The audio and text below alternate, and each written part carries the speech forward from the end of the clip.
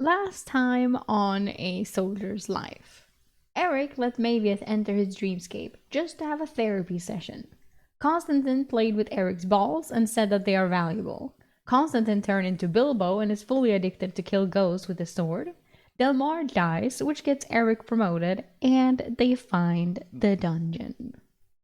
We got some art of an elf with a sword. In the dungeon, I assume. In the dungeon maze, it looks like even. That's my guess. Dungeon maze, elf monster that we will kill, or some shit. Chapter 141 The Shimmering Labyrinth. Castile stood next to Scholar Fabian as he continued to clean the door. His robes, hands, and arms were quickly covered in dirt as he frenziedly cleared away the centuries of dust, searching for more script. Does this mean the dungeon is above ground? Castile asked the filthy but excited scholar. Scholar Fabian paused, uncertainty flickering in his eyes. The translation is something like Guardians of Access to the Labyrinth. The elven king who ruled Kaelora kept the Adventurers Guild from accessing the dungeon and maintained his own guards for the entrance. The entrance could be at the top of these stairs, he said excitedly. He looked down the passage. Or it could be close, just down there. We are in the right place at any rate, Mage Castile. Adrian looked skeptical. We should not go up to the city unless we are sure. It could trigger a flood of specters to our position, and we would be quickly overrun. Castile looked out over the men in the corridor. It was clear we were on our last legs. She looked at me, expecting some wisdom, but I remained silent with nothing to offer. Good job, Eric. Finally, Castile gave a command. Let's clear our room nearby and rest. Eric, find a suitable room. After we rest, I will lead a team up the stairs to explore. Adrian was clearly not happy with the answer, but nodded. It felt strange being part of the decision-making process. The mystique of leadership appeared to be mostly a guessing game. We found a storeroom with rotted crates and set up camp. I was tasked with watching Lurkin cook and prepare the meager food allocation. After the meal, I sat with Maviath, who was fondling his new hammer in a less than flattering way. You like playing with it? I asked, preparing to lead into a joke. Maviath won't understand the joke. Maviath nodded. Killing is not its intended purpose, but it is still a runic weapon. It makes me feel strong and confident. His voice echoed in the room.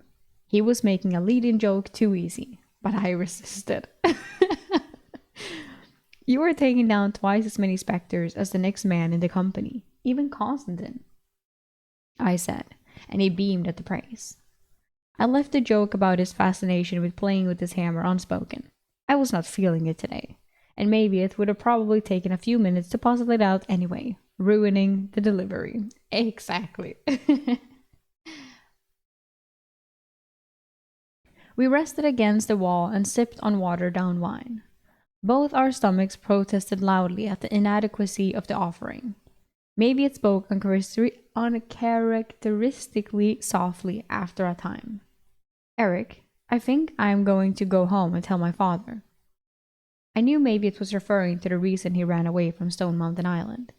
He had seen his sister cut down by orc slavers and ran away in fear and shame at not trying to help. Now he's going to tell his father about the hammer. I think I'm going to tell him.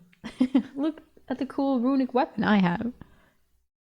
I had been hoping maybe it would stick around for a while. It did grow on you after some time. I think that is sensible, Maviath. He will be happy to see you are alive. Maviath did not say anything else, and a few hours later, Castile took Constantine, Adrian, Flavius, and Brutus up the stairs to search the building above. It was only a few minutes before we could hear the echoes of fighting up above. Benito and I guarded the base of the stairs. The muffled sounds rang down to us, but we could not determine what was happening. It was almost an hour before Brutus descended the steps. He looked cold and exhausted. One white, but Castile restrained it with shadow chains. Also, some 20 specters so far. Specters keep coming from the city, but only one or two at a time. Benito is to head up and replace me. Benito is to head up and replace me for now. Eric, you are to replace Flavius. I directed a few of the men to take our places guarding the stairway. With my glowstone out, I climbed the stairs with Benito. I counted 41 steps to reach the landing, and each step brought colder and colder air. Entering the room beyond, I was momentarily confused as one of the windows was letting in light from the very top. It was a blindingly bright white light after so long underground, where the only light came from the soft glowstones that lit the rooms and halls. The rays of the sun felt almost foreign to my skin. Constantine was sitting on a stone table with Adrian. Castile was walking slowly around the room. A desiccated corpse in armor was sprawled across the floor, and other scattered skeletons dotted the room. I tore my eyes from the white, and the room looked like an intact tavern, trapped in time. The windows were also intact, but the deep snow encased the building. Flavius studied me for a moment before he headed down the stairs to get some rest with the company.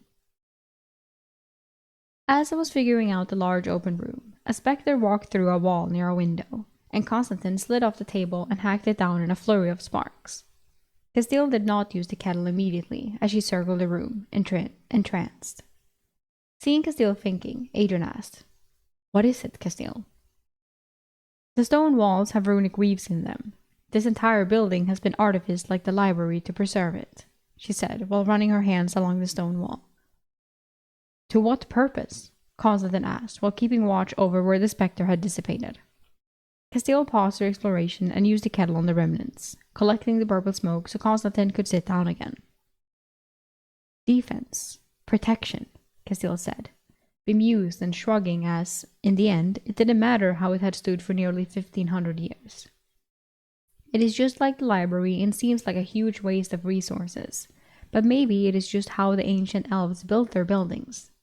These runes are something I would expect to find defending the walls of the city, not every building within the city. I could probably break the weaves as they are weak, but..." Castile went silent in thought. After a long silence, I interrupted Castile's musings. "So the dungeon is not here?"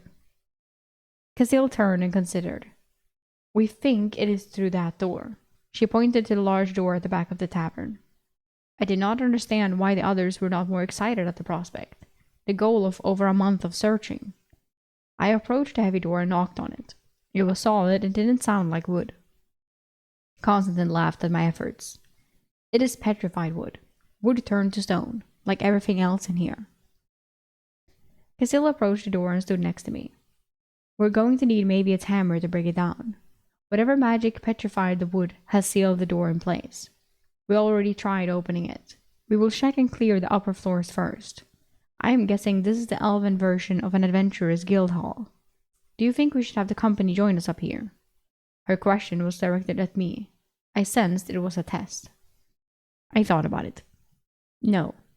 If the specters can come through the walls, we might get rushed and be unable to retreat to the Undercity before being overrun. It is also much colder up here," I said as I watched the cloud of my breath expand and dissipate. Castile nodded and smirked. She addressed Adrian. "Told you could think and offer something." Adrian just shrugged, either at my answer or Castile's compliment of me. Adrian had said the same thing I had before we climbed the stairs, so I essentially agreed with him. Only one stairway led up near a large fireplace, and we all made our way up the petrified steps. Our footfalls scraped on the stone as we reached the next floor. The stairs wrapped around, indicating even more floors. The hallway was lined with sealed stone doors. It was as if all the wood in the building had been turned to stone. We managed to break through one of the thin doors. The noise brought 5 specters, but the fight was over quickly. Constantine had us remain perfectly silent after the short fight so we could listen for any whites. We didn't hear any movement, but everyone was on edge. Inside the room was a bedroom with all the furniture turned to stone. Castile studied a chest and bed before tapping the stone bed frame. "I think a powerful mage did this before he died. It must have happened when the Legion poisoned the city. The mage lashed out blindly while dying from the poison, petrifying all the wood in his spell's range, but that is just my best guess." We called Maviat after we got to the first room. Maviath was willing to use his new hammer to bash down door after door. We worked through the second and third floors with a few preserved skeletons and fewer specters. 2 more elven runic blades were found and passed to men in the company. Only Scholar Fabian, Castile, and 2 legionnaires now had no runic weapons to use against the specters. Looking out on the city with the higher floors showed us to be in the shadow of a massive heart tree. Adrian offered conspiratorially, if those giant eagles are still alive, perhaps we can lure one down to join us for dinner. Castile shook her head. If we did, it would reveal to the summoner where we are. We need to get into the dungeon unnoticed. With the upper floors cleared, we turned our attention to the large door at the back of the building that possibly led to the dungeon entrance. We encircled the door as Maviath swung his hammer, and its first strike caused spidering cracks to form. Spidery? Oh. His second strike caused a chunk of stone to free itself, thudding onto the floor. His third strike caused the door to crumble inward, revealing a small pile of snow wall behind it. Surprised Castile doesn't even have a knife runic weapon. I thought of that as well, but she has the shadow chains that work. So I can also see her be like, no, everyone else, like, so everyone has something, you know? Because, I mean, yeah, because she never goes alone anyway. Not that anyone does, but if she wouldn't have the shadow chains, then she would have definitely had something, I feel. Our celebration was short-lived as a wight burst out of the snow and launched itself at Maviath. No, not Maviath. The mummified elf bit into Maviath's arm, and he flung it into the center of the room, sending it crashing into and shattering a stone table. I will cry if Maviath dies. Like, because he just had the therapy session, you know, he come to terms with it, and now he's like, I think I'm gonna go back to my dad. It's like, oh yay, maybe, you know, and now he dies. Oh no. Castile yelled, I will restrain it. Someone take its head. Another wight burst out in a cloud of white snow, targeting Maviath again. Oh my god. He was ready this time, and his hammer came down on its head, slamming its body into the floor. Shadow chains raised from Castile's fingers and encircled the first wight. Constantine started to engage it, but I was more concerned with the translucent specters coming from the snow with it. Adrian cursed. It is a fucking rush. We should retreat. Castile was fumbling with the kettle while trying to maintain her shadow chains. No, Eric. Castile tossed the kettle in my direction to focus on restraining the wight for Constantine. I nestled the kettle and channeled my other to consume the wight Maviath had struck. The tug-of-war with its undead soul left a cold, unnatural feeling spreading through me. I used my black blade to hold off a spectre with my free arm as I backpedaled. A third wight tore out of the snow. Benito had engaged it, but the creature was immensely strong and in silvery plate mail. Benito was thrown back hard by the creature's silvery broadsword striking his own. I guess this one was the fucking AI picture then, I guess. Benito crashed hard into a stone table, losing his weapon. Eric, kettle this one! Kettle him! Constantine yelled as he went to protect Benito. The first wight was beheaded, and I raced to use the kettle on it. It seemed to take forever as the rich purple smoke flowed slowly from the severed head and neck into the kettle. Castile's shadow chains encompassed the wight with a massive runic broadsword. They couldn't contain it though, as it crossed swords with Constantine. Constantine grunted as he tried to block a heavy overhead swing. The white sword cut into his pauldron and drove him to his knees. Maviath was swinging wildly and grunted with effort at the stream of specters coming from the snow, trying to get them all before they entered the room. Adrian targeted the specters that slipped past Maviath. It was complete chaos. Benito was moaning in pain. Constantine was in serious trouble, and Castile was drawing more shadow chains to slow the wight. Should I continue with the kettle or help Constantine? Maviath howled in pain as the spectre got past his windmilling hammer. Oh my god. I made a decision and raced to help Constantine, leaving the kettle spinning on a table within easy reach of Castile. I rushed the creature in plate armor, swinging its nearly 4-foot sword to behead Constantine. A layered air shields in the path of the killing blow. The sword destroyed both air shields, but slowed the blade enough for me to parry the large blade and pull Constantine back. Oh my god. The old scout did not look good, with blood oozing from his shoulder. I could tell from the wound that his clavicle was broken. I barked at him, trying to motivate him. Constantine, are you telling me it only took one swing to bring you down? Castile was layering her shadow chains, and the large white was struggling but almost under control. Constantine grunted something I couldn't make out and tried to stand. My black blade was trying to get past armored white, but it was still foiling me. With Castile's shadows weighing down the white, it was a somewhat even contest. I was soon sweating in the frigid air and focused on my combat. I finally got the advantage by ducking a horizontal swing and placing air shields so the undead creature could not swing back. My blade darted out, striking into its throat. But what about fucking Maviet? The creature just grabbed my blade and extracted it. While he was focused on me, Adrian came from the side and hacked into its neck. This gave me some control over my own blade, and with Adrian's help, we removed the creature's head. I ran over, picked up the kettle once more, and quickly used it on the creature. I gritted my teeth against the pain that was evident on my face as I overcame the creature's resistance to being permanently ended. Permanently ended. Castile nodded weakly in my direction, drained from using her chains to hinder the white. The violent violet smoke seemed almost substantial as it flowed from the creature into the kettle. Mavieth was still holding back the tide of specters, and Adrian moved to help him. I stumbled for a second, but also joined him once my task was complete, just hoping no more whites entered the tavern. Constantine even stood with us, weakly wielding his runic blade. Benito was not able to stand, his arm clearly broken and his leg at an odd angle. Oh no. Fortunately, the tide of specters slowed and eventually stopped. Castile must have used the kettle nearly 100 times in less than 30 minutes. The bronze artifact was almost completely full from her efforts. Benito was on the floor, wincing and trying to get his dislocated hip in a comfortable position. Constantine was trying to remove his armor to check on his shoulder.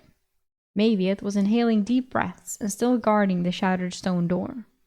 White and black blotches were all over his skin from where the white inspectors had struck him.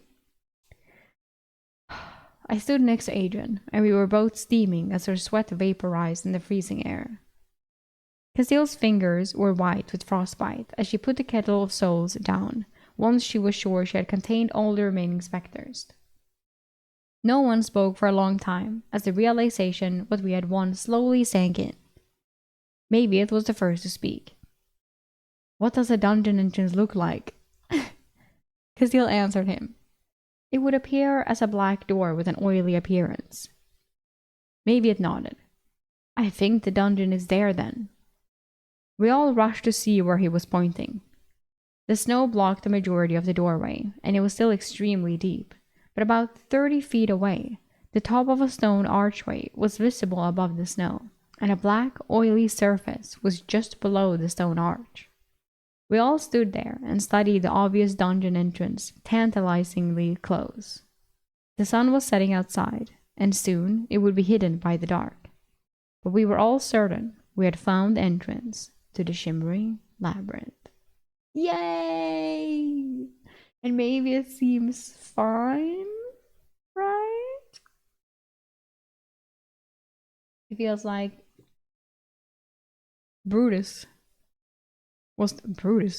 Benito, I mean. Brutus. The Benito was the one who took the heaviest beating.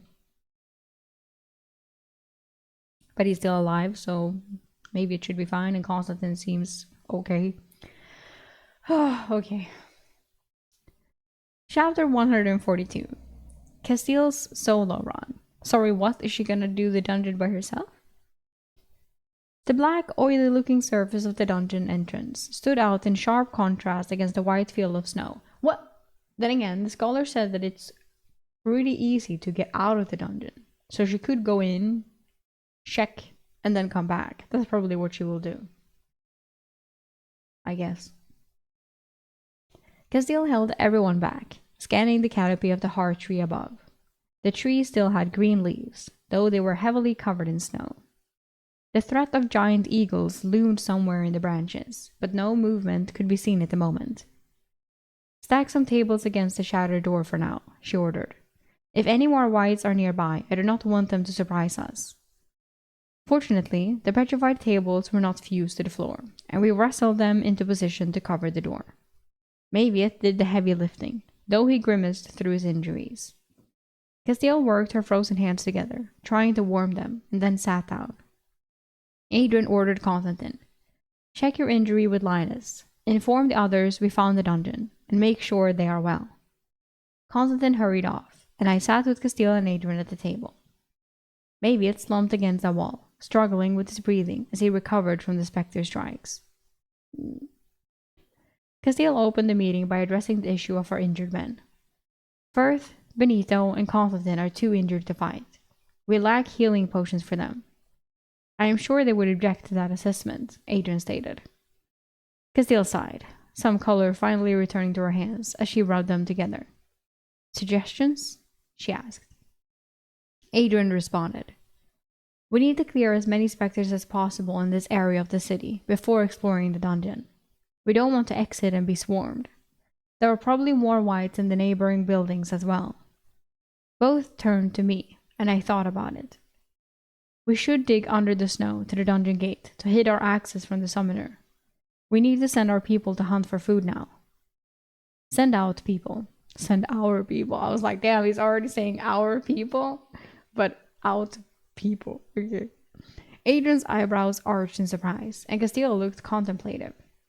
"It is about 30 feet to the dungeon entrance. There are 9 tables, each about 8 feet long and 3 feet wide. I like the idea. Make it happen, Eric." She turned to Adrian. "Once we recover for a bit, we can see about drawing specters from the streets. The issue is we cannot see through the snow and may draw more than intended." Adrian asked, "Will we bring all the men up here now that the room is cleared?" Castile slowly shook her head.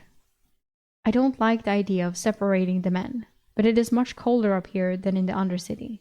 I think we will all remain in the Undercity and just work out of the tavern during the day. This will also make it more difficult for the summoner to find us." There was not much more to be said, and the meeting dispersed. Castile took the kettle down the steps, and Adrian remained on guard. I went to sit with Maviet. "How are you doing, big guy?" Maviet was wheezing a little, and his voice was not as deep as usual. "The arm hurts the most from where the wight bit it. I do not know how many times I got hit by the specters, but they definitely got my ribs and hip. It is painful to breathe and walk." After the Manticore fight, I knew Maviet was extremely stoic, so he must be in a lot of pain. "You did amazing in the fight. We would have been overrun without you holding the door," I said, patting him on the shoulder.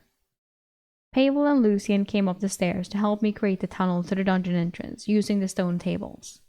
Maviet rose to help, but I told him he needed to rest. I sent for 3 more men to stand guard while we worked. Who knew what was out in the snow? Brutus, Remus, and Blaze came up the stairs to stand watch while we worked. We took down the 2 tables blocking the doorway, and then extended a table lengthwise into the snow. The snow was crystalline, powdery, and difficult to pack down. We tried anyway, packing the snow to the left and right and edging the table forward. We added more tables as we went. It was slow and extremely cold work. How many fucking tables is it in this room? No, it's a tavern. Of course it has many tables. I was like, what the fuck is this room? So many tables. We were cautious as we proceeded and only stumbled across a single spectre. Lucian was the unfortunate one pressing the snow under the table when it emerged. Lucian scrambled out into the tavern, bringing with him the elven child spectre carrying a toy sword. He had been struck in the face and lost vision in his right eye from the attack. Really? Brutus retrieved the kettle for me, and I collected the death essence. It took 3 hours of steady work in the cold to reach the dungeon entrance. Pavel was the first to reach the black archway, and it had taken just under 5 tables to cover the distance. Everyone looked relieved that the cold and miserable job was done. "We need to raise the tables up next," I informed them. They all groaned, so I said, We can take a break and find items to put under the table legs. There were several stone chests in the rooms upstairs. Consume the child, yes. 2 men pressed the stone tabletop, while another moved stone casks, chests, and other petrified furniture we salvaged from the rooms under the legs. When finished, our table tunnel under the snow had about a 5-foot clearance. It was better than crawling on our hands and knees to reach the dungeon entrance. We should be secure from the sight of both the giant eagles and the summoner. We finished late in the night and retrieved to the Undercity to get warm and inform Castile. Castile was sleeping, as was most of the company. I was also happy to see Maviot's chest rising and falling steadily in slumber. I found my pack and laid out my bedroll. I utilized the Dreamscape amulet to force a good night's sleep upon myself. I made a large fire inside the Dreamscape's entry chamber to feel the fictional heat. I spent my night relaxing and playing with Oscar. I wasn't motivated to study spellcraft, spell forms, the Elven language, or practice with weapons. I fell into the same trap as Castile and created a large array of food to try to satisfy my body's need for sustenance. After 7 hours, I left the Dreamscape. It was day, and most of the company was already up. I climbed the stairs to find Castile and Adrian talking. Excellent work, Eric. Castile acknowledged the tunnel in front of the men. Pavel and Lucian did most of the challenging work. How is Lucian's eye? I replied loudly enough to deflect the credit to them. His vision is blurry, but should return to normal in a day, Adrian answered favorably. That was the good thing about the specters. The injuries were painful, but the damage was temporary and faded with time. It does? Maybe it is fine. The Whites, however, were as strong as 5 men, and their touch was much more deadly, requiring magical healing for a full recovery. The Whites' bodies were gone, and the silvery armor of the large White was on a table with his massive broadsword. What is going to happen with these? I indicated armor and sword sitting on the table while Castile and Adrian joined me. Castile looked at them. It is runic plate armor, worth a fortune, but also sized specifically for the Elven White when he was alive. A runic smith could resize the set, but none existed within the Empire's borders last time I checked. It will probably end up on display in one of the Emperor's collections. Adrian picked up the broadsword. This is a runic weapon and valuable as well. The scholar is sure it is dungeon forged, but its true purpose eludes him. Adrian stood and did a few test swings. It is over 5 pounds and better off being wielded two-handed. I do not think any men in the company would be comfortable with it. I took the blade from him, and it was monstrous. The blade was almost 48 inches long, and the guard and hilt were another 12 inches. Hefting the blade, I thought it was closer to 6 pounds, not 5.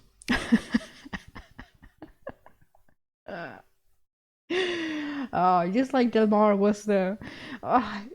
Eric is truly the next Delmar now, since Delmar's thing was like, he will be missed. He knew exactly how much you guys could carry. Now he's like, actually, this is 6 pounds, not 5. The White had wielded it one-handed, but I did not see how anyone could do that for more than a few swings. I placed it back on the table. When are we going to explore the dungeon? I inquired. I already entered and exited. Adrian said, What? And my eyebrows shot up in surprise. Adrian did not like dungeons. He ignored my surprise and continued. The exit was right behind me after I entered. It is called the Shimmering Labyrinth because it is a maze, and the stone floor and ceiling emit a flowering, sparkling light. Castile added. Adrian and Colm went in after Adrian returned, and they appeared in different parts of the maze. I winced as that was not the great news. We have not explored past the safe entry rooms yet. The dungeon has not been touched in centuries, so the creatures inside are probably quite a bit stronger, and we have no idea how large it is. How difficult will it be to find each other once inside? I asked, wondering if the plan was to send multiple men in at once. Depends on the size of the maze. Scholar Fabian was hopeful we would find some tomes detailing the dungeon in the library. All he found were obscure references and a few children's tales, Castile reminded me. I nodded, having collaborated with the scholar for most of our time in the city. Bears and spiders? I recalled. Castile nodded. Yes, in one of the children's tales and some recipes in another book. I will go in alone with the collector and attempt to harvest a creature. She slid the kettle across the table toward me. You are the only other person capable of using this effectively. If I do not come out, it will be your responsibility. Help Adrian get everyone out safely. I dismissed her concern. I was pretty confident Castile would not have an issue with whatever monster she encountered. I fingered the terribly unpleasant kettle. When are you going in? In a few hours. We dealt with more than 20 specters this morning, and I am recovering from the wight that wore this. She tapped the runic armor on the table. I remembered the purple smoke from that wight had been almost solid when she harvested its death essence. I was not sure what to do, and Adrian suggested, go check on the injured men. Delmar was never particularly good at empathizing with them. You can do better, Eric. I nodded and went to make my rounds. I found Firth at a table with a wine bottle he was sipping on and sat across from him. How are you faring? The scruffy man took a long swig, unwrapped his arm, and showed it to me. The arm was splinted, but the skin was black. If I don't get a healer, I will probably have to cut it off. Less than a week, I'm guessing, he said stoically. Oosh. I'm sorry, I said, but it didn't help his mood. Oh, really? Maybe there are healing potions in the dungeon. His face brightened some at my suggestion. Healing potions are common rewards in dungeons, he said softly, with some hope in his voice. Castile is going to start exploring soon. Maybe I will be able to go in as well, I said, but I realized that meant I would be going in alone. I was already thinking that maybe I could put someone in my dimensional space and pull them out after entering. It would reveal a lot about the strength of my space affinity. I moved on to Constantine, who was standing near a window on guard. He had his bad arm in a sling, and the gash in his armor was still there. Looks like you need some new armor, I joked. How bad is it? Snapped my clavicle, but it didn't penetrate too far. Can't use the arm, and swinging with my good one is painful, he said indifferently of the injury. Are you sure you don't want to get in some practice? I think we would be fairly evenly matched now, I said with a smirk. My praise of his prowess with the blade got the response I wanted. Constantine couldn't help but chuckle, and winced at the pain it caused. You're an evil man for making me laugh. I patted the older man on his good shoulder as I moved on. I checked on Maviet and Benito next. Both were resting. Benito's wrist was a swollen, dark purple mass. His eyes were closed, so I didn't wake him. Maviet was still sleeping, and at least Maviet's breathing sounded much better. Yes. Castile was getting ready to go into the dungeon, so I was on watch duty with the collector. The specters arrived infrequently, in ones and twos, but I still flinched every time I had to use the artifact. It was getting easier, but it felt like I was a masochist for the effort. Castile was ready and walked down the snow tunnel, crouching slightly. Most of the men watched her as she made her progress. That dungeon was our best hope of survival. When she reached the oily black surface of the entrance, she paused for only a second before being embraced with the blackness, snuffing out the glowstone in her hand. Everyone held their breath. Oh, okay. Oh, it wasn't the end of the chapter. No one spoke as we waited for Castile's return. I picked up the large broadsword and started swinging it as a distraction. The kettle of souls on the table nearby. A fat spectre wandered into the tavern through the doorway, and everyone paused. I don't think anyone had ever seen a fat elf before. The spectre ignored everyone and moved to sit at the bar, as if expecting to be served. What? What the fuck is happening? With everyone paralyzed in disbelief, are they paralyzed in disbelief because he's fat or because he's not attacking?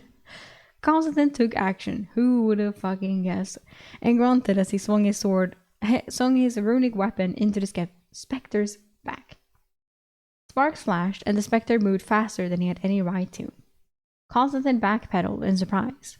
2 runic arrows pierced the spectre from Blaze and Pavel.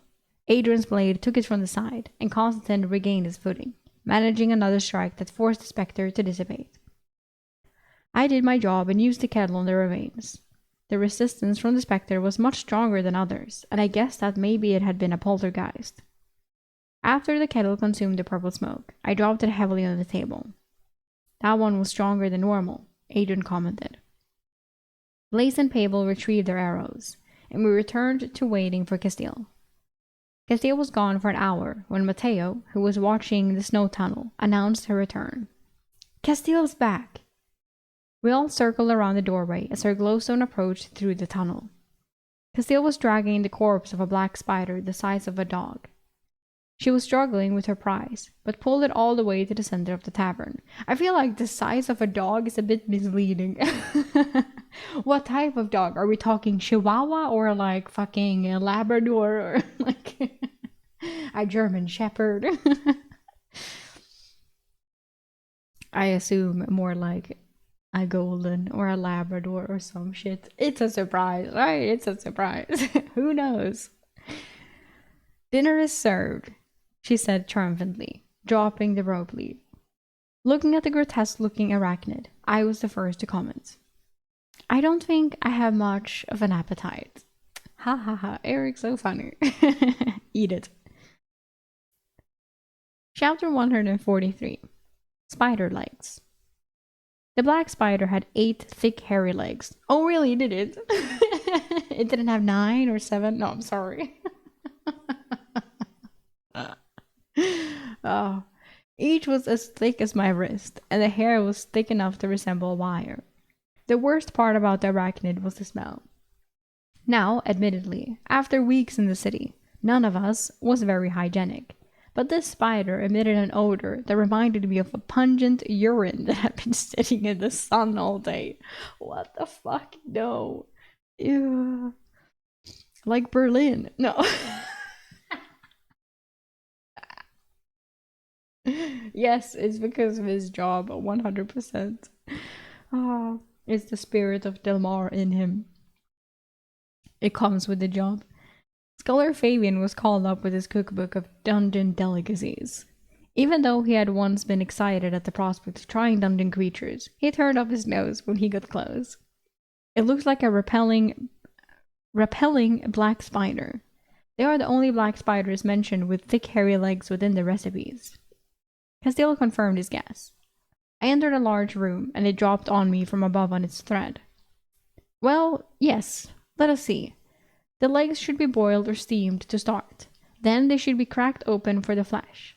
The flesh can be grilled with a glaze or baked with butter, the scholar recalled. Lurkin, our cook, noted sarcastically. Let me go and check the pantry. Nope, don't have any of... He paused. We have a tiny bit of honey left. I was gonna say, like, why did he even bring him up? Like, I understand the part, like what it said here, is like, the leg should be boiled or steamed to start. And I'm like, yeah, sure. But, like, this, like, we have nothing. And then you should add it to a hot potato stew. It's like, what's the point of a recipe? We don't have anything. Oh. With a bad arm, Constantine put a damper on an early dinner. We should wait until dark if we're going to start a fire in here. The smoke may attract the specters or let the summoner know where we are in the city. Oh, okay. So at night, when you can clearly see a fire, then it should be fine. I understand that the smoke... I mean, if they can't see the fire... Yeah, the smoke is harder to see at night. Okay, I'll take it back. Yeah, I'm like, but the light... Agreed. It should be dark in a few hours. Castile confirmed the need for caution. Scholar Fabian noted. The book said you have about 8 hours before the spider meat starts to spoil. Lurkin nodded as he hauled the spider toward the fireplace in the tavern and began giving orders for water and the large cast iron pot to be hauled up from the space we were using in the Undercity. Castile motioned me to a table. I made my way to sit with Castile and Adrian. Castile opened with her experience in the dungeon. The entry was different from the one you described, Adrian. It was oval with 2 exits. Each exit led to an intersection about 40 feet down. I followed the corridors with my all-seeing eye, but the dungeon disrupted it when I was removed with the line of sight. What? Adrian interrupted with surprise. It is not unusual. The walls of the dungeon probably contain concentrated ether. If it is a maze, then it makes sense that the dungeon would have counters to exploring with magic. Castile sipped on her canteen before continuing. I stayed to the right and came to a large chamber, maybe 50 feet across. I teased out one of the spiders from the ceiling by stepping into the room and pulling it into the corridor before dispatching it. I retreated before others could reach me. Do you think anyone in the company can handle the dungeon alone? Adrian asked seriously. Maybe the Goliath in Constantine, if he were healthy. Castile gave her opinion. What about me? Eric, I asked, and immediately regretted it.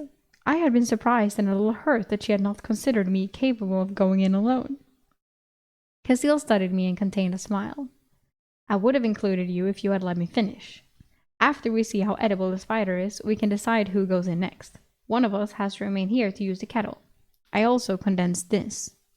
Castile placed a small sphere on the table. The dark pink sphere rolled on the table. It was a minor essence of coordination.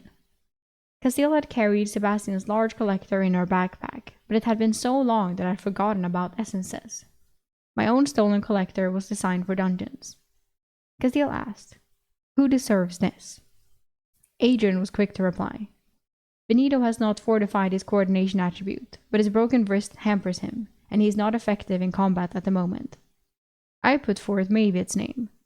Mayviet prevented us from being overrun by the specters. He saved all our lives. The two of them made eye contact, and Castile stated and nodded. Mayviet it is. Adrian pocketed the essence for now to give to the Goliath later. Adrian tapped the table with his fingertips, thinking, "Are we going to try to map the dungeon? There can only be so many entry rooms." I agree he's the best. Me too. Has Mayviet ever consumed an essence? ? Let us plan on just getting some food into everyone first. There were supposed to be bears in the maze, but I didn't see any in the small area I explored. There was elven writing on the wall, probably to alert the Delver to which safe room they had arrived in and where to go.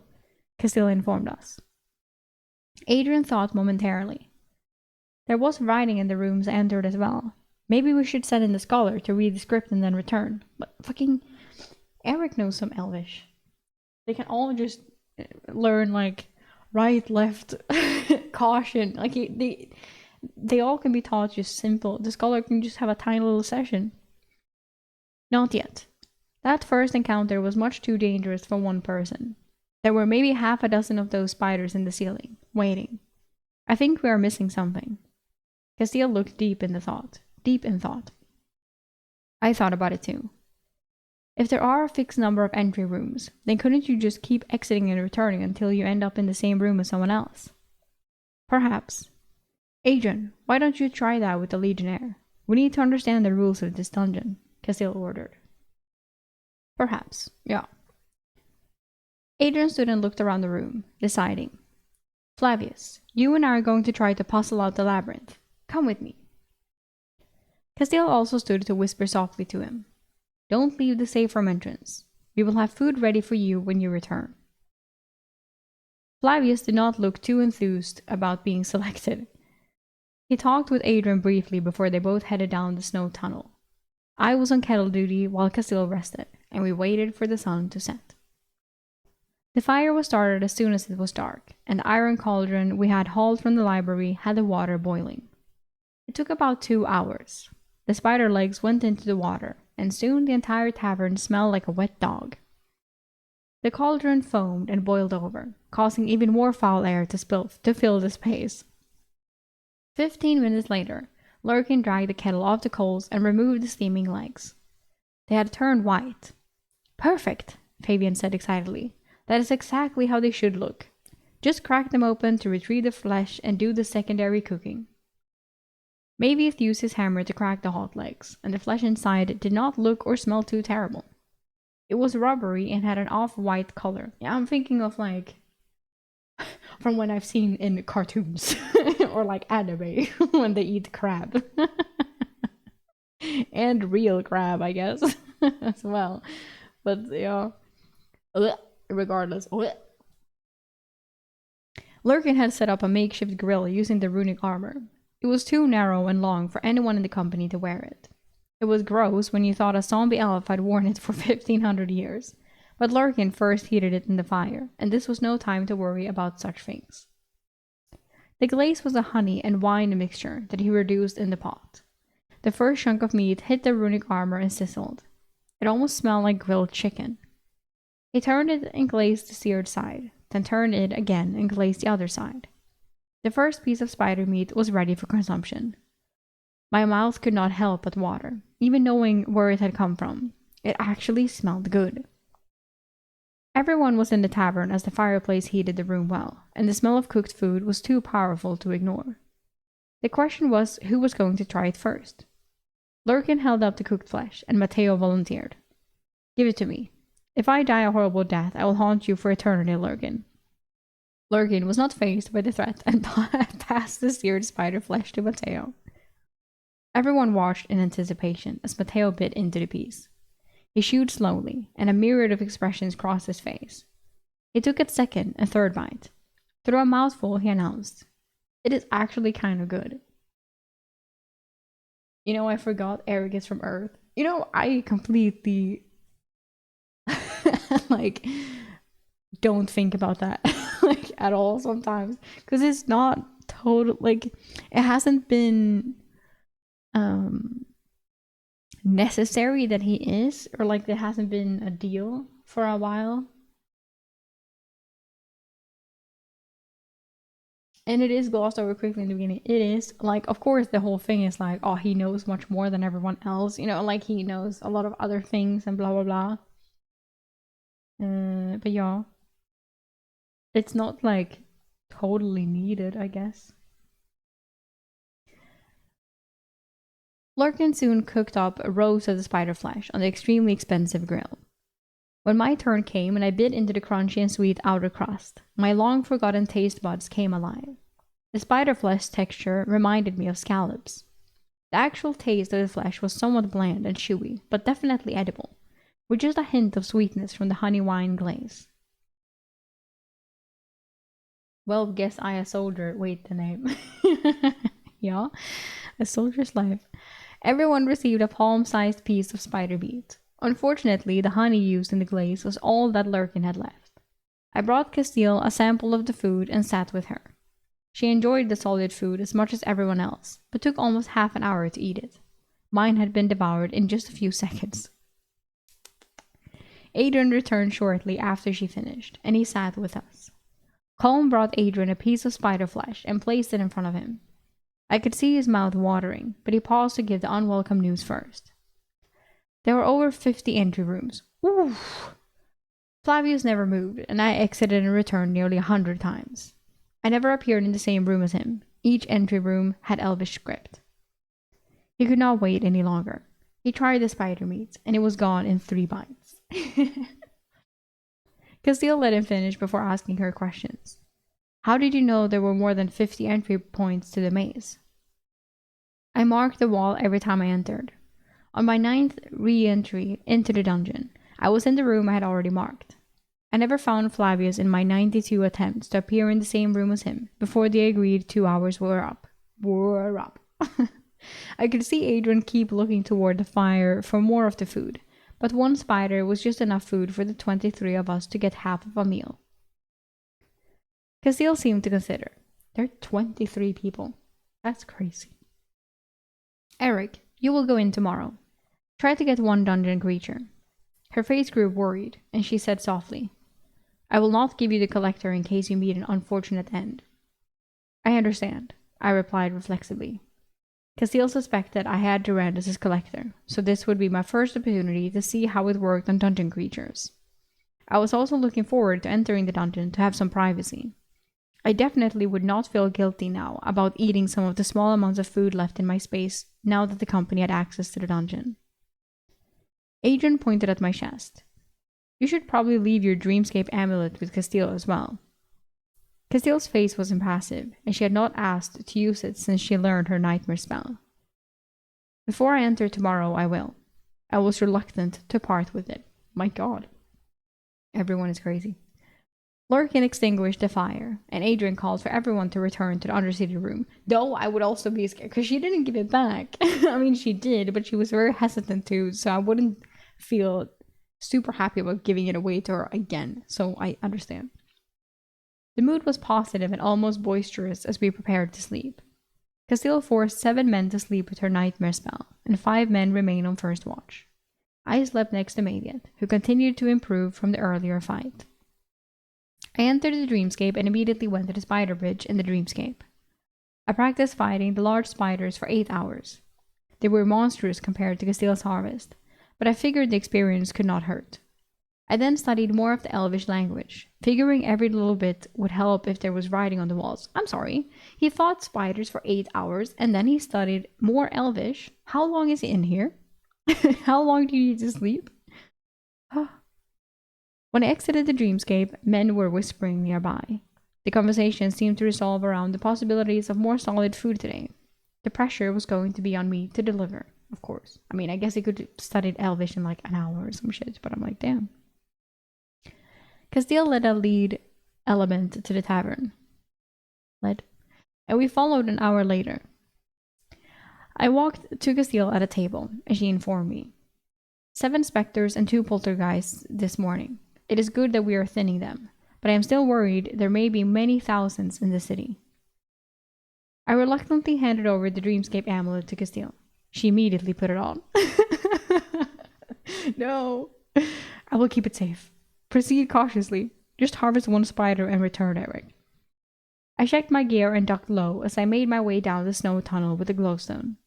Some of the snow had melted around the door, which might have been a problem if we had continued using the fireplace in the tavern. I reached the black, oily surface. My glowstone did not reflect in the dungeon's entrance, which I thought was odd. I hesitated for just a moment before taking a careful step and pushing into the black veil beyond. We will finally see what's in the dungeon. Chapter 144. Bear Necessities. I wonder if we will meet a bear. I was prepared and did not even stumble as I entered the dungeon for the 2nd time in my life. A strong blue light filled the hexagonal room I was in. As Adrian had said, the floor and ceiling emitted light. They resembled frosted glass with swirling white-blue glowing rivers moving underneath. Every once in a while, an oblong, silvery shape flashed in the flow, and it was a bit mesmerizing. I guess this was why the place was called the Shimmering Labyrinth. I focused on studying my location. The hexagonal room had the dungeon exit behind me, and it felt reassuring to know I could leave at any time. 2 of the 6 walls had wide corridors leading off into the distance. I spun in the room and found the elven script Adrian had mentioned. I went and stood before it, studying the writing. It took a long time to decipher, as my grasp of the elven language was not strong. Yet. Northeast quadrant. Room 13. The right corridor leads to a bear chamber. The left corridor leads to water. Water.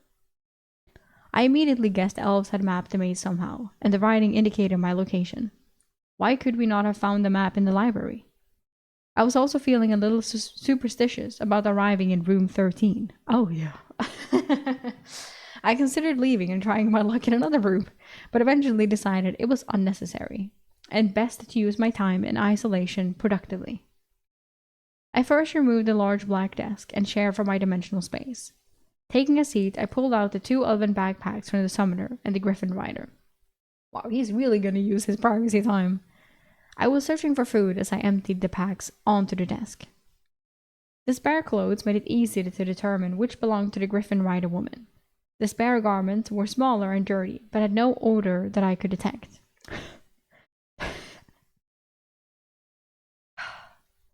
The male elf summoner had been leaner than me, but I could probably wear his clothes, if a bit snugly now. As expected, there was a lot of dried meat and fruit in the bags, all neatly packaged. There were maybe 20 meals between the 2 packs. What? I slowly munched on some glazed nuts and dried apricots. At least I think they were apricots, given their peach color and chewy texture.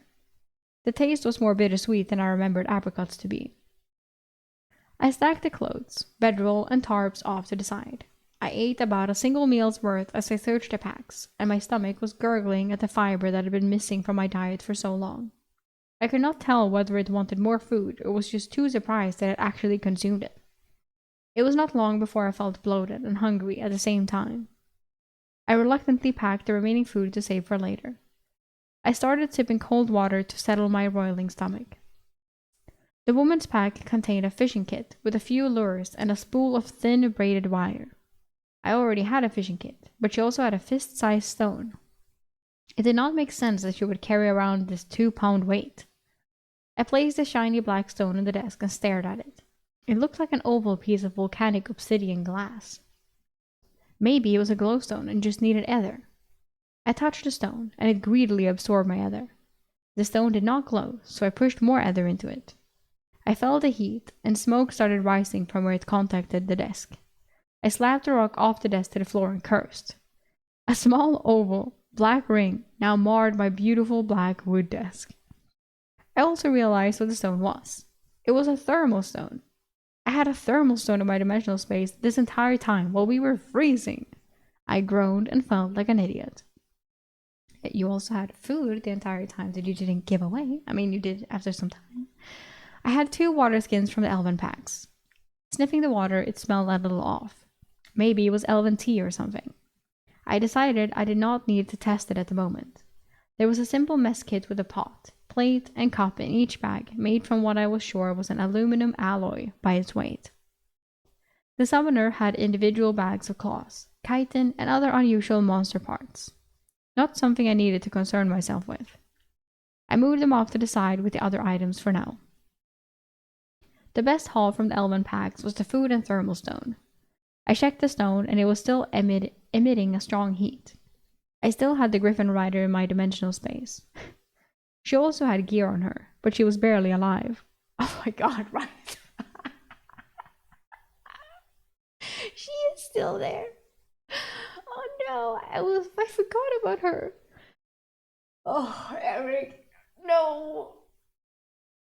Oh, I forgot about her. I know that the Goblin Child is in there, but I forgot she's there as well. I remember that he took her, but I forgot. Oh my god, Eric.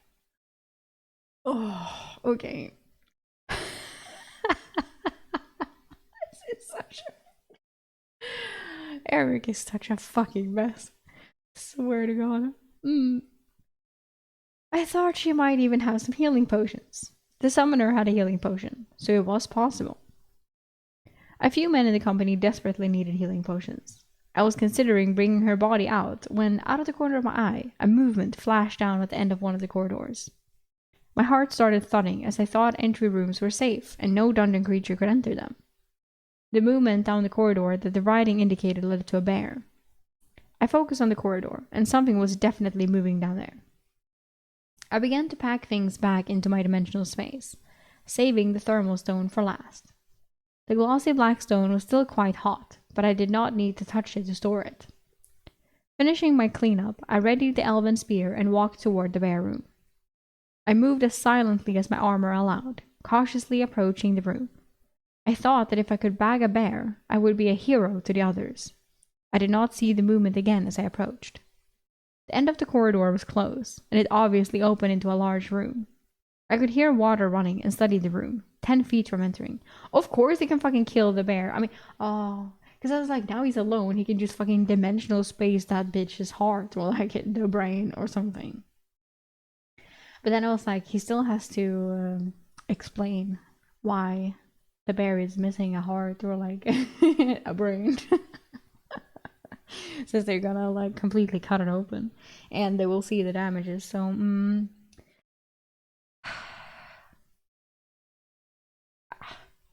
yeah, I don't know. The room looked about 100 feet across. The ceiling shot upwards to maybe 40 feet. Thankfully, I did not see any movement up there in the river of light. A small waterfall on the far left fed a pool on the other side of the chamber. I had thought the other corridor led to water, but apparently there was water here as well. I edged forward, my armor accidentally scraping the wall and causing me to pause. I noticed the shoreline of the pool had a field of small dark grey mushrooms. The surface of the pool rippled, and a large grey furry mass rushed from the left and dove into the pool. If that was a bear, it was enormous. I waited, completely still, and the massive bear emerged from the water with a long fish that reminded me of a pike in its mouth. It shook out its coat, a mist of water filling the air, snapped the fish in half with its powerful jaws, and then consumed each half noisily. Noisily. Its massive head then looked up, and its black eyes stared directly at me. I should not have been surprised, as my red armor made me stand out even if I was still. I did not know what to do. If there was just a single bear, I could deal with it. After a few minutes, the bear yawned and lay down, but did not take its eyes off me. I assumed I needed to enter the room to draw its attack, but I could not surprise it now. What I needed was some type of distraction. I edged closer to the entrance to see if I could see any more of the large bears. As I got closer, it raised its head in anticipation. It looked like there was only one of the grey bears. I had plenty of ether and enacted my plan. I released the tiny goblin I was housing in my dimensional space. Oh my god, it's Goblin Child, let's go. The goblin I had collected at the farm appeared in front of me. It was clearly confused because of the sudden change in its environment. No time had passed for it since I had captured it, and this room was much brighter than the dark barn I abducted it from. Getting its attention, I threatened it with my spear.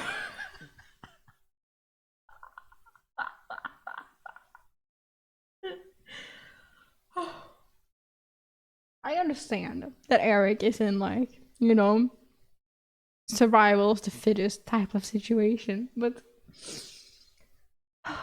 it's okay. It got the message, tumbling backward and into the room. The massive bear lurched up and charged at the unsuspecting goblin. I felt a little evil feeding the goblin to the bear, but it was the best way to ensure the dungeon creature was alone and distracted. Oh my god.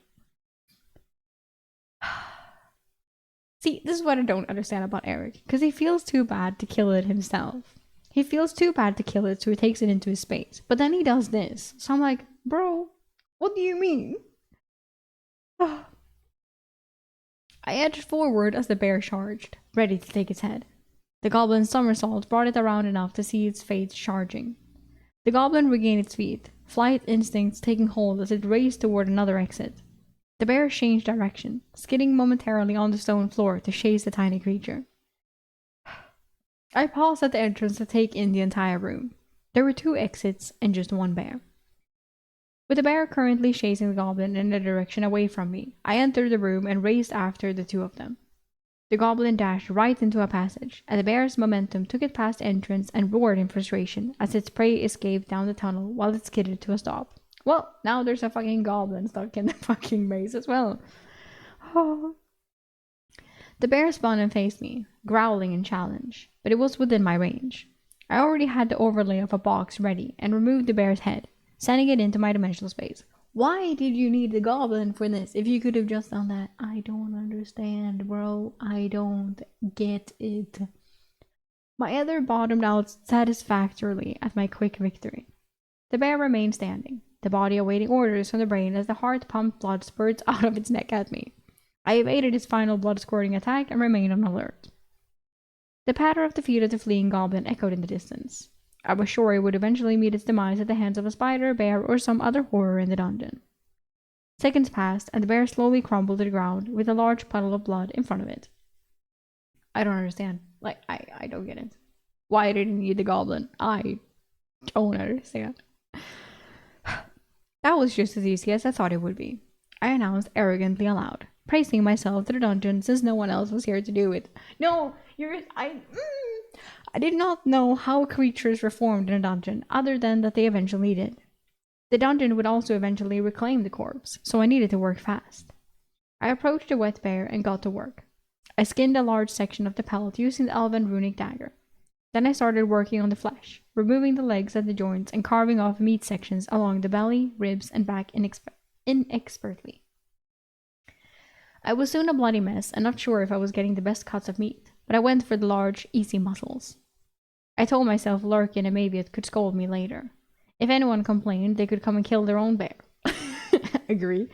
The bear had easily been over 1,000 pounds and had almost 100 pounds of meat on the hide. I planned to drag it back to the portal. As soon as my ether recovered enough, I removed the collector and used it on the bear. As the smoke coalesced above the disc, my anticipation rose. It had been quite some time since I had used it. The smoke seemed thick, and from experience, I knew dungeons left for a time returning powerful essences. Dungeons left for a time returned powerful essences from their creatures. Now I get it. The sphere that formed was apex-sized and dark orange in color. An essence of power. I gently rolled it off the collector's center into my hand and consumed it on the spot.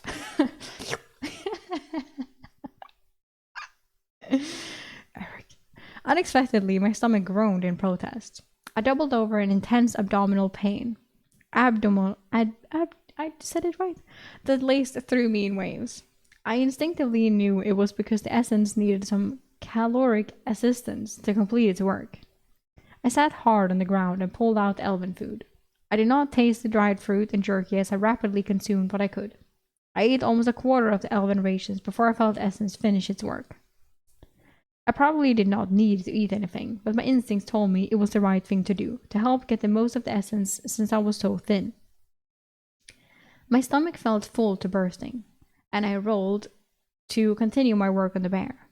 I paused with the 6x6 pelt stacked with bear meat. I looked at the mushrooms. Constantine would know if they were safe to eat. I cleared off a small section of the hide and dragged it toward the water. I proceeded to create a large pile of mushrooms on the hide, away from the bloody meat. The water surface churned behind me as one large fish surfaced for a moment, reminding me of their presence. Carefully, at the pool's edge, I stared into the water, and the light illuminated quite deeply.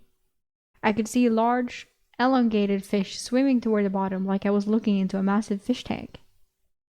I had 2 sets of wire fishing lines in my storage. Time to fish. I was not thinking much about adding fish to our company's diet, but a little variety could not hurt. Besides, perhaps the fish might offer some essence. Maybe it was too much to hope for, but the Tyrannus' collector supposedly yielded an essence from all dungeon creatures, which meant even the harmless creatures in here, like the fish, should yield one. I finished with the mushrooms first and made to wash the bear's blood off my arms and armor in the pool. The red cloud caused the fish to go into a frenzy, coming to the surface. Maybe they were savoring the defeat of their lifelong mortal enemy in the dungeon. I eagerly retrieved the fishing line with the lure and used the spear as my pole. The lure only touched the surface before the first pike took the hook. I pulled the prize ashore past the mushrooms and inserted the dagger behind the eyes, severing its spinal cord. The fish stilled, and I reached for the collector. Light wisps of ether life essence pulled from the 30-inch long fish. It seemed to take longer than normal, like it was struggling, but a minor essence eventually formed. I was too giddy at my success, and the dark green sphere rolled toward the mushrooms. I snagged it before it got too far, as it was headed toward the pool. The marble was dark green, the quickness attribute. I looked into the pool, grinning. How many fish were in it? I had 20 fish in my dimensional storage an hour later. Holy! I figured I would surprise the men with my fishing skills after they praised me for my hunting and gathering abilities. I had not emptied the pool, but the fish had wisened up and were not biting the lure. I also did not see much movement deeper in the water, so maybe I had thinned their population. I also secured 12 dark green lesser essences from my fishing prowess. I dropped the bear's head into the water to allow the fish to feast on their enemy in appreciation of the fish contribution to the menu. As it sank to the bottom, a feeding frenzy ensued at the bottom of the pool. I had been gone for over 5 hours. I figured Castile and the company were probably worried about me. How is he going to explain that 20 fish. He's going to have to take them all at once, right?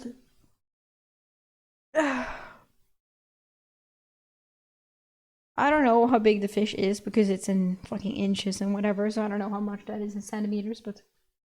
So maybe it's fine. Maybe it's not that much, and he can just stack them onto each other, and he can just say, like, I already fucking emptied my whole dimensional space. Yes, it is a little bit bigger than I've said before, but Castile told me to shut the fuck up about that, blah, blah, blah. I don't know. I guess he could get out of this one. I guess. Maybe. I grabbed the corners of my bare carpet and started pulling my harvest toward the dungeon exit. I noticed an alcove in the wall as I pulled my feast. Dropping the corners, I inspected it to find a small granite box. It was the dungeon reward for completing the room. I had forgotten about that little detail and was excited to see what was inside. The box rattled as I picked it up. It was solid, and there was no way to access the contents. I cracked the box using the runic dagger's hilt, and the stone crumbled away. Large blank silver coins spilled out, rattling on the ground. I sifted through the rubble, finding 15 large silver coins, maybe an ounce each. There was also a single vial of some potion. I could not read the runic writing identifying the contents, but maybe Castile could. I grabbed the corners again and started down the corridor to the dungeon exit. It was time to feed my companions. Holy fuck, yeah, they have a lot of food now. 20 fish, they were 23 people. That's almost a fish each, for fuck's sake. Whew.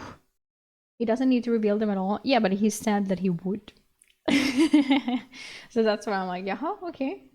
And he put them into his space. Of course, he can take them out of his space and like put them on a fishing line or something. Like he can just, I don't know, he can carry all of them. I don't know. But yeah, just because I don't know. We will see. We will see right now. Chapter 145. The Feast. I tightened my grip on the bear pelt and stepped through the portal. My senses were on alert, but I was not prepared to walk straight into Brutus. What in Pluto's realm? He barked at me. Eric, you are alive? He turned around and Felix was right behind him.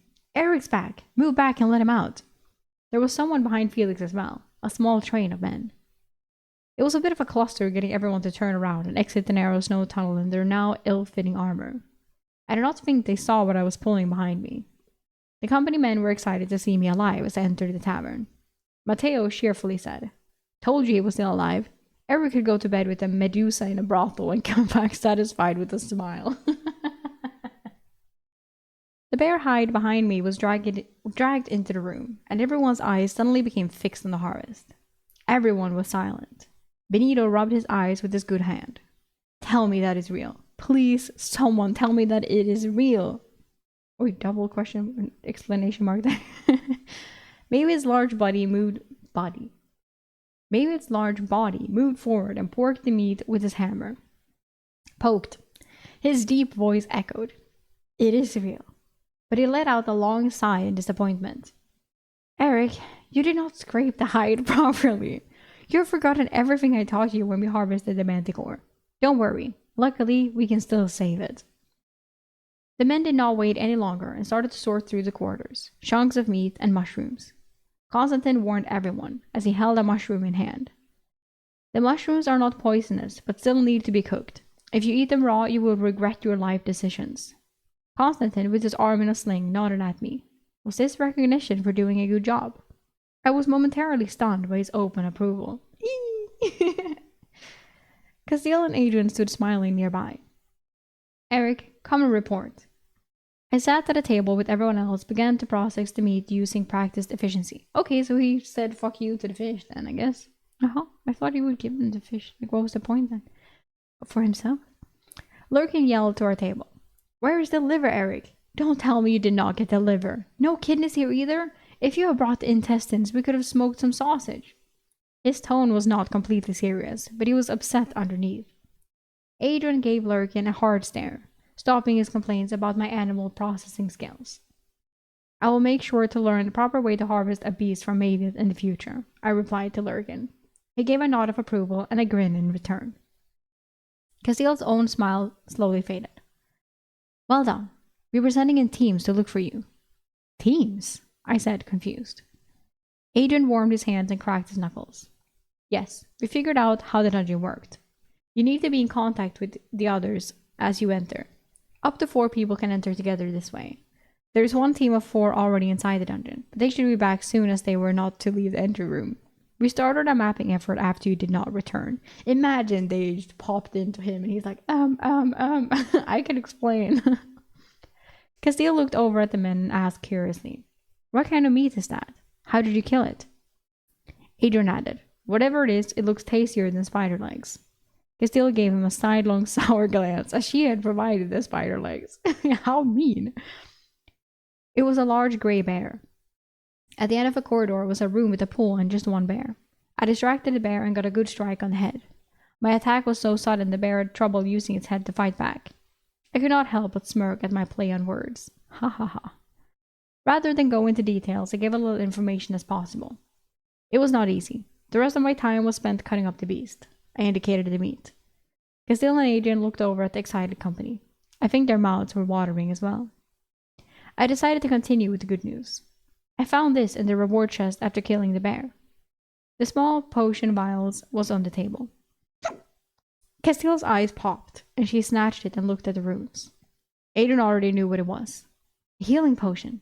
Who gets it? Fucking the one we said would get it.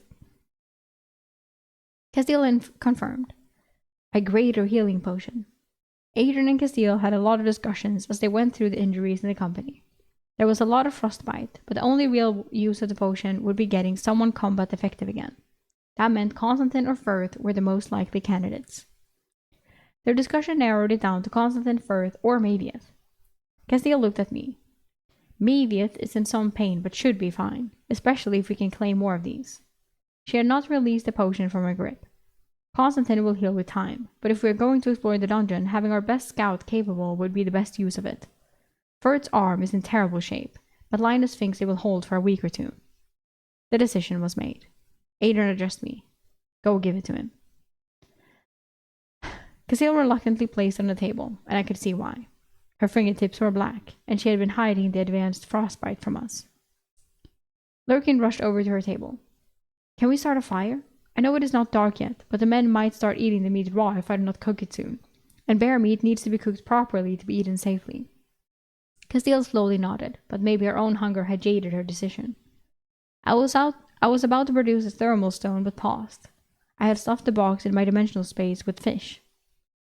Castile was considering the request. I decided to show my last ace. Okay, I have some fish too, I announced.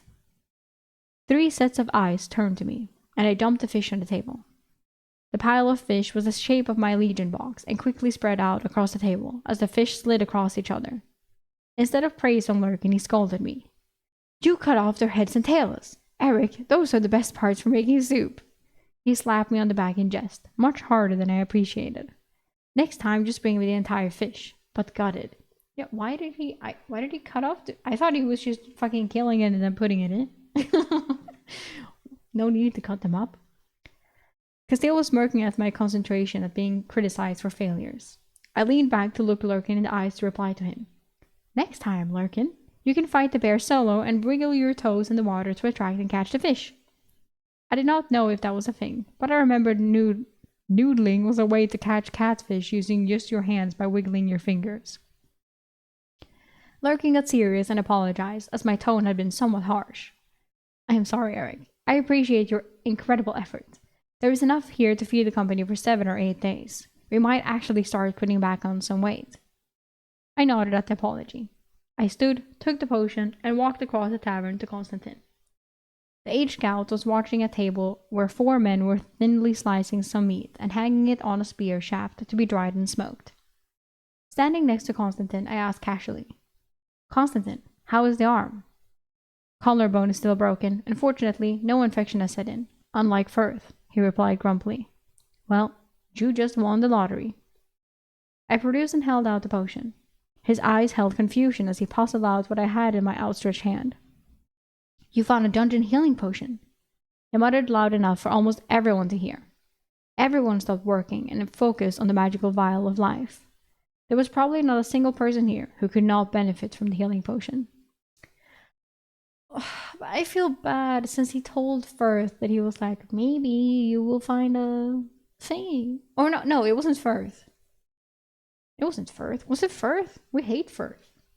I don't care about Firth. His arm is broken, but whatever. But who was it that had to cut off the arm because of it going black? Wait.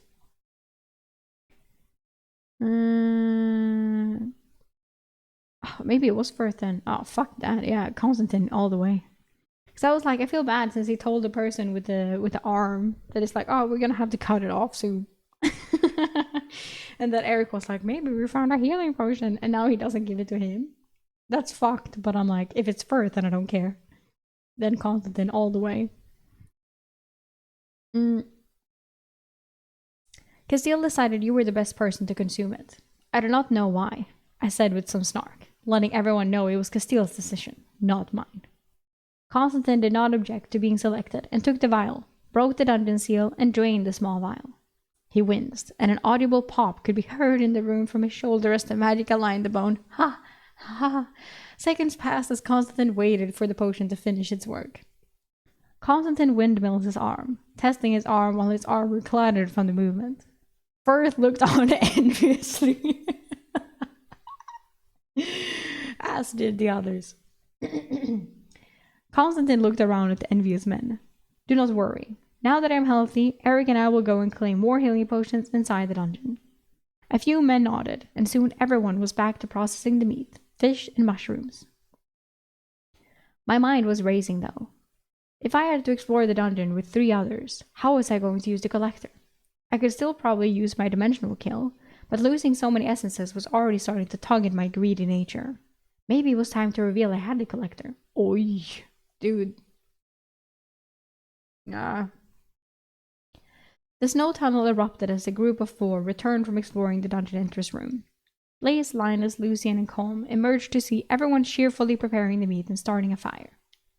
The men in the room were all smirks at their surprise. Matteo pointed at me.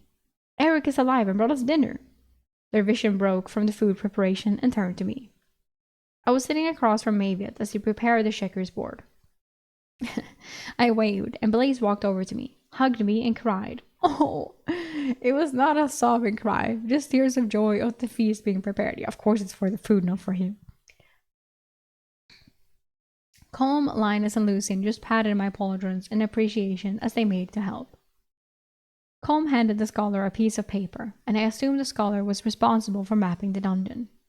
The activity in the room got livelier as the fire grew to heat the room. Lurkin was lively as he went from prep station to guide the company. Most of the work focused on preserving as much food as possible. Most of the fish were shoved into the packed snow in the tunnel. Lurkin had focused on getting as much fat from the meat I cut as possible so he could fry the mushrooms and cubes of meat together. Each man was given a plate stacked with braised meat cubes and sautéed mushrooms. Larkin had his cauldron simmering with fish bones after he had cut the fillets away and stuffed them in the snow. The fish soup was going to be the next meal.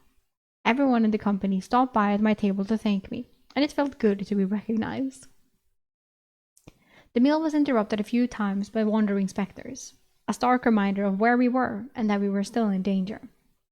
Constantine ate with Castile and Adrian, and I already knew he was trying to convince them to let him enter the dungeon.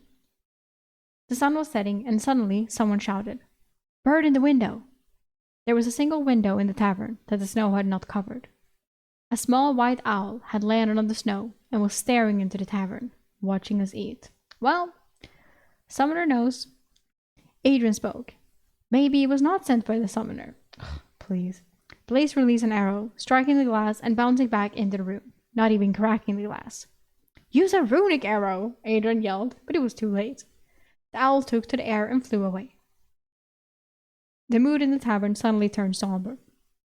Castile broke the melancholy. The Summoner would have found us eventually. Now that we know we can enter the dungeon in groups of 4, we can always retreat into the dungeon. Now that the Summoner knows where we are, we can keep the fire going during the day. Someone started pounding the table like he was challenging the Summoner to come. Others quickly joined him until we all pounded the stone tables in unison. The beat built to a crescendo, and everyone cheered and then continued to eat. I like that. That's nice. Everyone slept that night with full stomachs and contented smiles. Castile used her nightmare spell on a third of the men.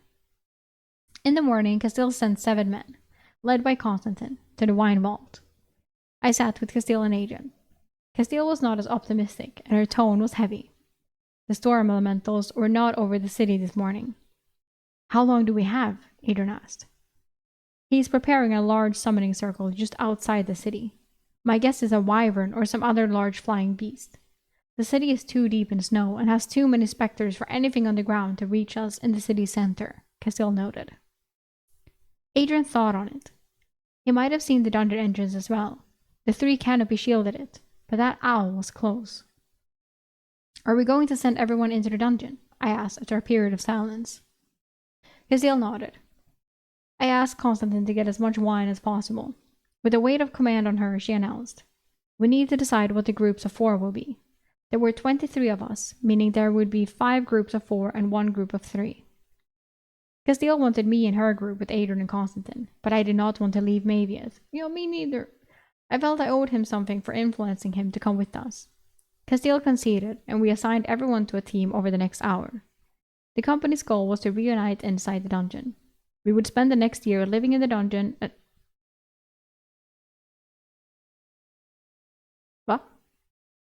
We would spend the next year living in the dungeon, and then exit together in the hope the summoner had abandoned his pursuit. A fucking year. Are you fucking stupid? What?